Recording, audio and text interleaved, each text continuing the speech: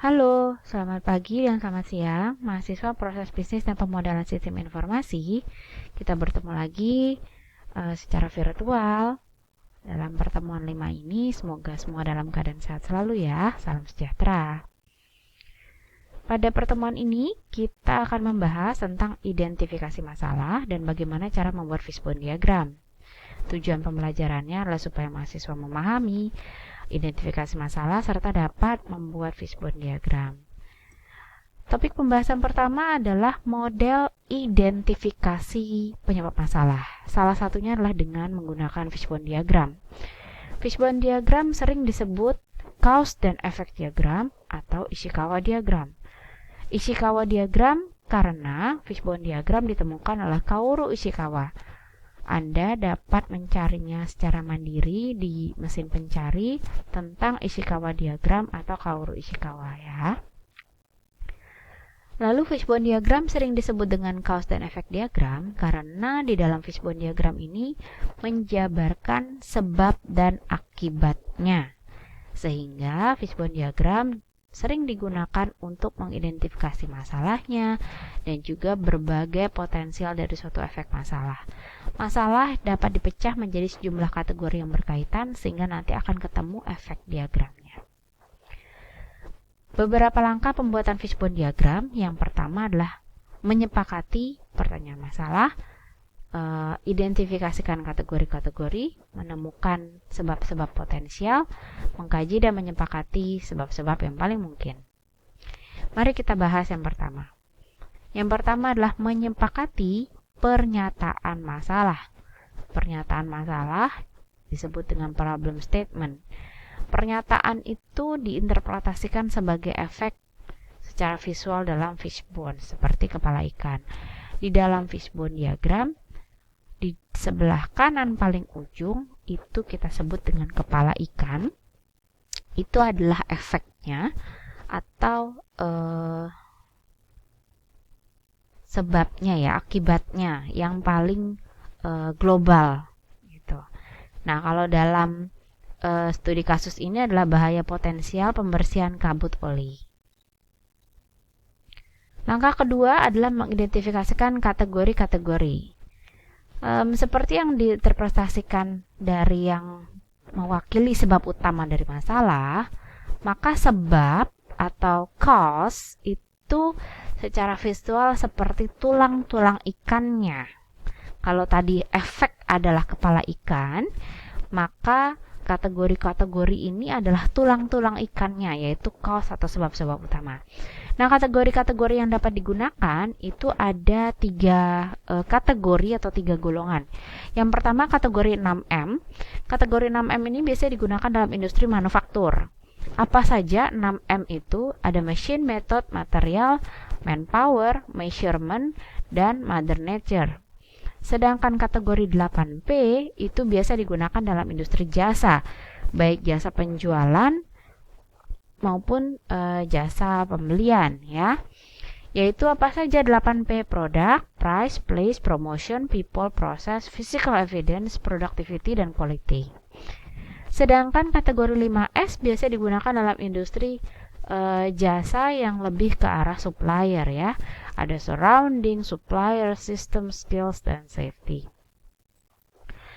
Baik, ini contoh kategori-kategorinya. Jadi dalam diagram Ishikawa atau diagram fishbone ada cause dan efek. Efek kita sebut dengan kepala ikan, yaitu akibat dari semua cause-cause yang ada secara global. Sedangkan dari cause itu adalah tulang-tulang ikannya yang dikelompokkan menjadi beberapa kategori.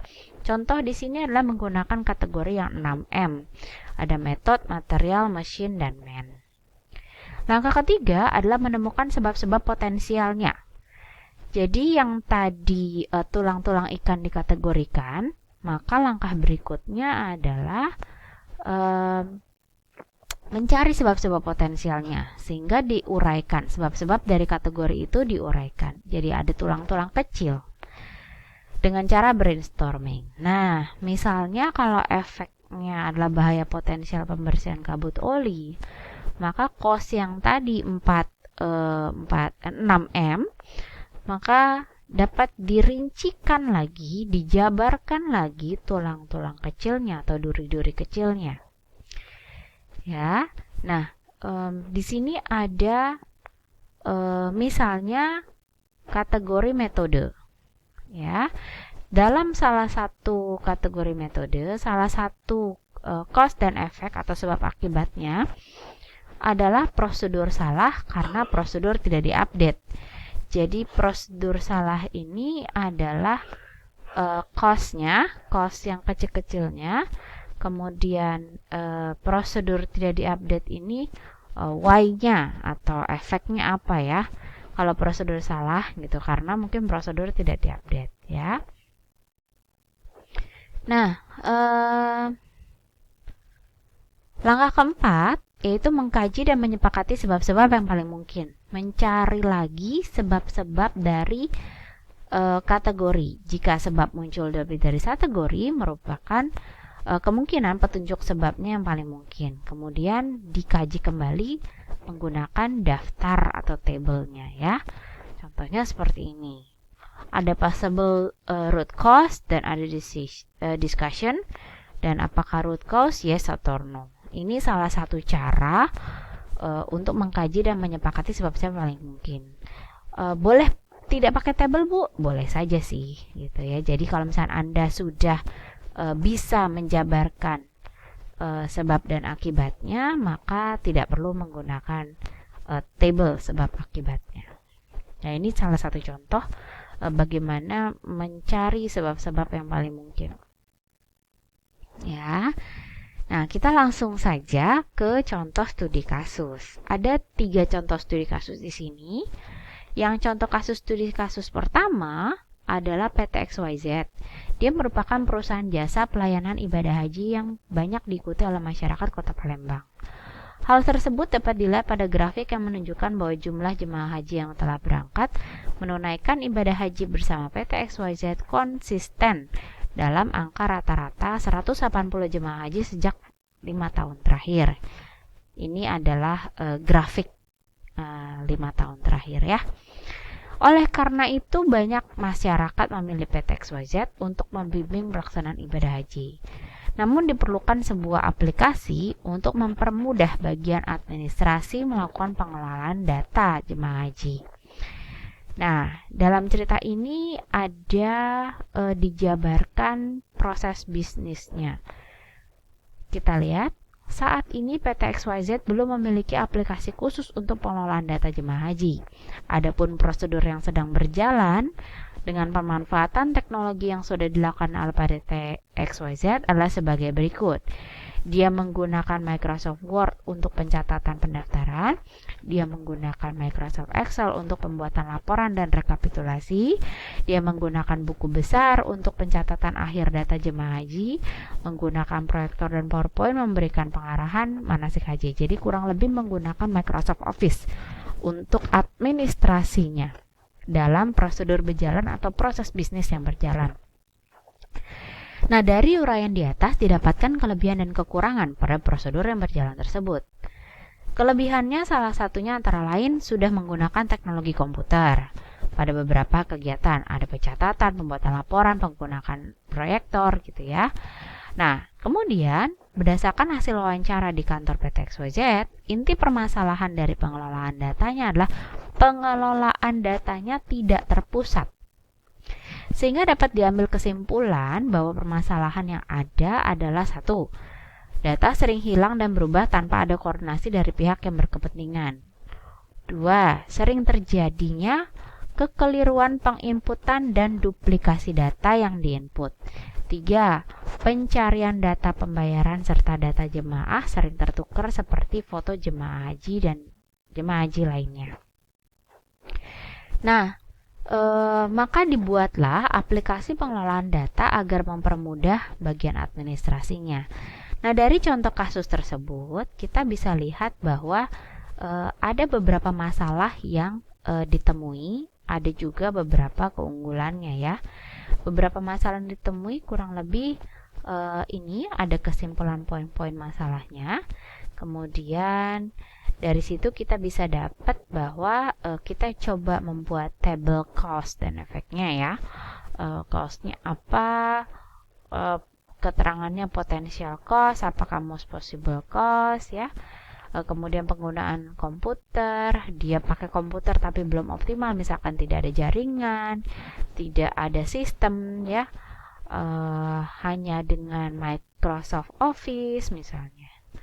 Nah, hal-hal seperti ini bisa didapatkan dari wawancara atau alur prosedur berjalan, atau tadi prosedur berjalannya ada kelebihan kekurangan, ada permasalahan, dan juga hasil interview.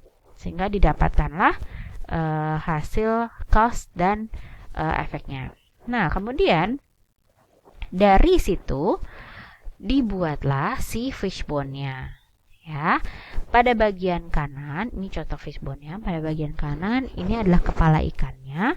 Ini merupakan efek terbesarnya. Oh, ternyata efek terbesarnya adalah pengelolaan data jemaah haji yang tidak terpusat. Sedangkan tadi yang cost kecilnya itu akan menjadi tulang-tulang kecil dan duri-durinya. Contoh di bagian manusia kategorinya tidak adanya sistem autentikasi dan hak akses. Karena apa? Karena semua staf dapat memanipulasi data-data jemaah haji. Gitu ya. Atau kalau kita balik, karena semua staf dapat memanipulasi data-data jemaah haji, maka tidak ada autentikasi dan hak akses. Seperti itu. Nah, hal ini dikategorikan ke kategori 6M, yaitu M manusia. Mesin, dari sisi mesin juga penggunaan komputer belum optimal. Dikarenakan apa? Dikarenakan belum adanya sistem manajemen base data dan penyimpanan data hanya menggunakan aplikasi Microsoft Office. Jadi penggambarannya seperti ini. Ada tulang duri besar utamanya. Duri besar utamanya itu adalah si permasalahannya. Masalahnya apa sih? Masalahnya penggunaan komputer belum optimal. Apa penyebabnya? Oh, penyebabnya ada lagi durinya. Belum adanya sistem manajemen base data. Ada lagi durinya, penyimpanan datanya hanya dengan file Excel atau Word. Ya. Kemudian dari sisi kategori metode, ada duri besarnya, bagian administrasi kesulitan mencari data pembayaran. Hal ini disebabkan karena apa? Dikarenakan datanya dicatat di buku besar, ya, tidak di aplikasi. Jadi susah cari, search-nya tuh susah karena pembukuan ya, pembukuan yang buku, benar-benar buku yang besar gitu ya. Nah, ada juga bagian administrasi sering menemukan duplikasi data. Kenapa nih? Karena dia kan belum pakai sistem, jadi tidak ada penolakan duplikasi data oleh sistem. Jadi kalau di depan sudah ditulis di buku besar, di tengah ditulis lagi, di belakang ditulis lagi, ya bisa saja, sehingga terjadi duplikasi data ya. Jadi ini ditulisnya dari duri yang utama, lalu ini penyebabnya dari durinya. Nah, ini dikelompokkan menjadi kategori metode. Berikut juga dengan kategori lingkungan. Ya. Nah, hal ini itu akan menjadi sebuah fishbone yang baik, di mana ada efeknya, ada kategorinya, dan ada cost-cost dari duri-durinya. Kurang lebih penggambaran fishbone-nya seperti itu. Kita lihat contoh kasus yang tadi.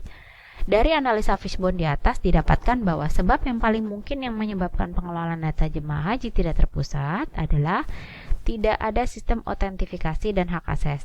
Belum ada sistem manajemen database, data pembayaran yang dicatat di buku besar, tidak ada penolakan duplikasi data, tidak ada sistem yang bertugas untuk mengelola data jemaah haji dan fotonya. Nah, dari permasalahan ini sudah kita bikin fishbone-nya. Maka langkah berikutnya adalah menganalisa kebutuhan dengan use case diagram, di mana analisa kebutuhan yang dirancang di use case diagram itu harus menjawab semua permasalahan yang ada pada fishbone diagram. Use case diagram ini akan kita bahas di pertemuan berikutnya, pertemuan 6 ya. Kita akan lihat contoh studi kasus yang kedua. Contoh studi kasus yang kedua adalah studi kasus bengkel automobil. Terdapat masalah, penyebab, solusi untuk menyelesaikan permasalahan. Ini tidak diketahui proses bisnisnya, tetapi kita bisa lihat fishbone diagramnya dan table cause effect-nya. Jadi dari bengkel automobil kita bisa lihat efeknya paling besar adalah pemberian layanan tidak tepat sasaran.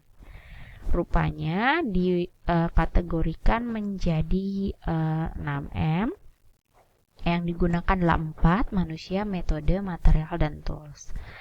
Kalau dari sisi manusia, dia durinya adalah tidak mengetahui jenis pelanggan. Kenapa? Padahal ada pelanggan potensial, kurang potensial, dan pelanggan tidak potensial. Kemudian durinya lagi belum diterapkan metode berorientasi pelanggan, belum diterapkan metode pemasaran, belum diterapkan metode pengelompokan pelanggan.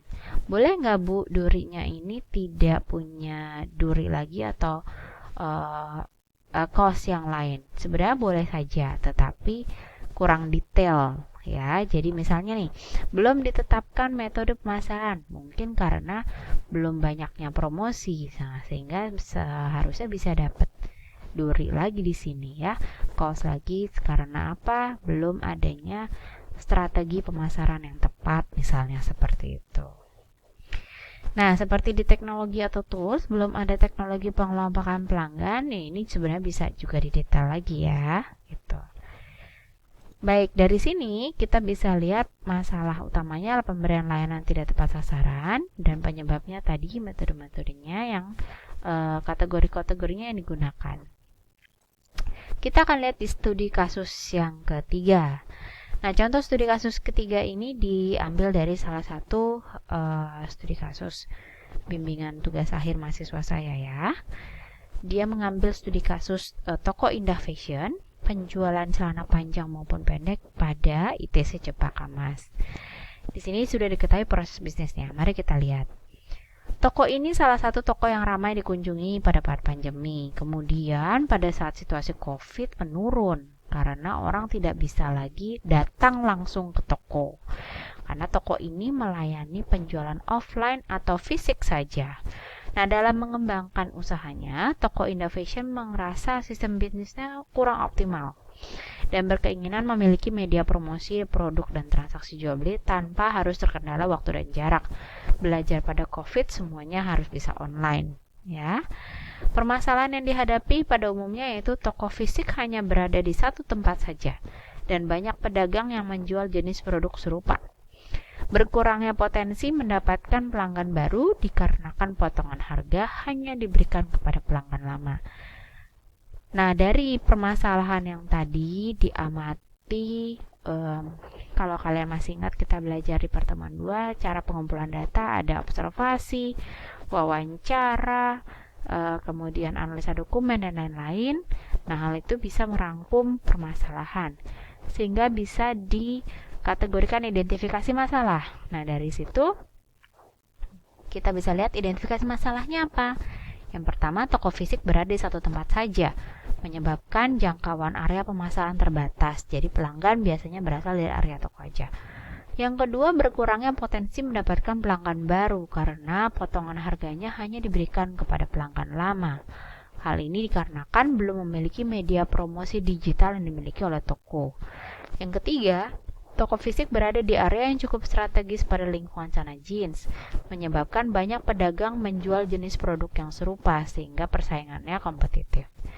Nah, identifikasi masalah tersebut dituangkan dalam table ya, di mana ada cost-nya, lalu kemudian ada efeknya, dan kategorinya yang digunakan apa. Kalau ini menggunakan 8P ya, promotion, place, dan people. Ini yang dibuatkan fishbone-nya.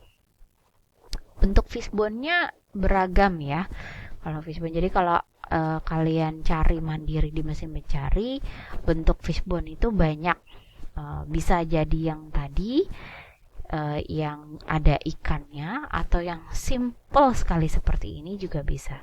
Intinya ada efek dan ada cause dan kategori-kategorinya Ya, dari proses bisnis tadi kita bisa lihat bahwa efek terbesar adalah strategi pemasaran kurang optimal, sehingga dia menggunakan kategori 8P yang digunakan, yaitu people, promotion, place. Apa saja tadi? Kalau dari people, berkurangnya mendapatkan potensi pelanggan baru. Nah, hal ini kenapa? Potongan harga hanya diberikan kepada pelanggan lama. Nah, ini membantu ya. Jadi saat kita mengidentifikasikan masalah, saya selalu bilang ke mahasiswa bimbingan saya, buat kalimatnya sebab akibat, sehingga mudah untuk membuat fishbone diagram. Contoh, ini tadi, toko fisik hanya berada dari satu tempat saja, menyebabkan jangkauan area terbatas, pelanggan berasal dari area toko saja. Itu kalimat sebab akibat ya. Toko fisik berada di satu tempat aja, akibatnya apa? Akibatnya jangkauan area pemasaran terbatas dan pelanggan dari area toko saja. Kemudian ini juga yang kedua, berkurangnya potensi mendapatkan pelanggan baru karena potongan harga diberikan hanya pelanggan lama. Nah, jadi membuat kalimat sebab akibat pada identifikasi masalah akan mempermudah kita dalam membuat fishbone diagram. Ya, ini tadi. Jadi berkurangnya potensi mendapatkan pelanggan baru. Karena apa? Karena potongan harganya hanya diberikan pada pelanggan lama. Gitu. Ya, nah ini tadi place. Toko fisik hanya berada di satu tempat. Konsumen berasal dari area toko saja. Nah, sehingga dengan adanya proses bisnis, identifikasi masalah yang jelas, dan dipermudah dengan membuatnya kalimat sebab akibat, sehingga mempermudah pembuatan fishbone diagram. Nah, di pertemuan 5 kita berlatih untuk membuat identifikasi masalah dan fishbone diagram ya. Untuk membuat fishbone diagram, softwarenya saya bebaskan. Anda mau pakai Canva, mau pakai Visio, mau pakai yang lain. Bahkan kalau Anda bisa menggunakan Word dan lain-lain, itu boleh saja. Silahkan saja.